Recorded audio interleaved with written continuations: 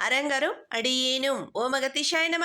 அரங்கமுருகா எனது திருவடி சரணம். திருக்குறள் அமைச்சு.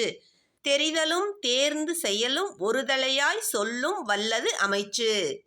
ஒரு வினைகளை மேற்கொள்ளும் போது பல வழிகளில் அந்த வினையை செய்து முடிக்க சிந்தித்து முடிவு எடுத்தல்.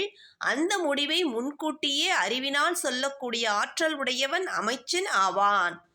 செய்யும் செயலில் அறம் சார்ந்து சிந்திக்க சிந்திக்க வினை உணரக்கூடிய அறிவு தெளிவு உண்டாகும் என்று ஆறுமுகப் பெருமானே.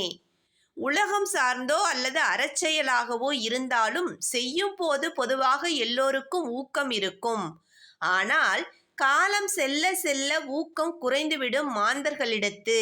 ஏனெனில் நான் செய்கின்றேன் என்ற எண்ணம் அதிகமாக இருப்பதால். ஞானிகளின் செயலோ ஊக்கம் இருக்கும், அத்தோடு பொறுமையுடன் கூடிய நிதானம் காணப்படும். காலம் அதிகரிக்க அதிகரிக்க சிறிதும் ஊக்கம் குறையாது, செயலும் தடைபடாது சிறப்பாக நடைபெறும். கூர்மையான மதி இருந்தால் மட்டுமே முன்வினையை முன்கூட்டியே உணர முடியும். அப்படியெனில் திருவள்ளுவ பெருமான் யாரை குறிப்பிடுகின்றார்? சிந்திக்க வேண்டும். அமைச்சர் என்பதன் பொருள் ஒரு அமைப்பை நிர்வகிக்கும் திறமை கொண்ட நபர் என்பதாகும்.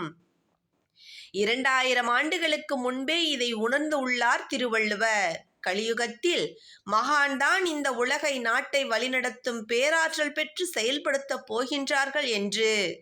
மக்களாட்சியை மகான்களின் அருளாட்சியாக மாற்றி மாற்றம் காண வந்த வள்ளலை போற்றுவோம், வாழ்த்துவோம், வரவேற்போம்.